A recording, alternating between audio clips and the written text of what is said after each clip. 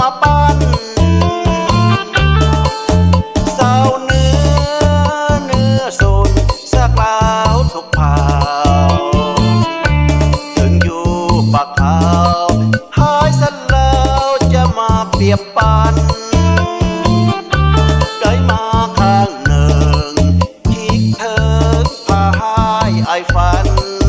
เมื่อบุญกินเจียงคืนนั้นเขาฝากสัมพันธ์หากกันจนนานที่ศาลผู้หมอกน้องบอกว่าลูกกับไอผู้นี้ตุนตายบ่ให้ขึ้นคำสาบานยามอายไกลจากพาน้องขึ้นสู่เวียนจันทร์วันหนึ่งอายคงกับหัน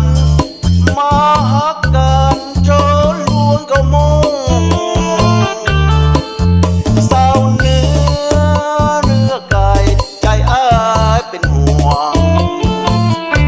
โอ้เจ้าอย่าลวงอย่าลวงให้เลยอาน้องยามอายไกลจากหัวใจน้องให้มันคงจงฟังเสียงเพลงห้องส่งคุณย้อนจงลงเจงบ่ไหว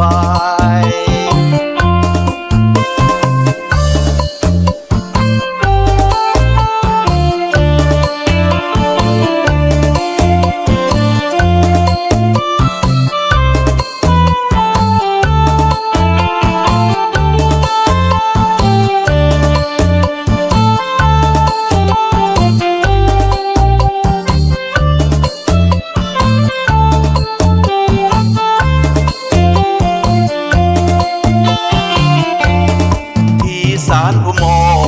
กน้องบอกว่าลูกกับไอลูกนี้จนตายบ่ให้ขึ้นคำสาบานยามอายไกลจากพาน้องขึ้นสู่เวียนจันทร์วันหนึ่งอายคงกับหันมาหากันเธอลัวก็มอง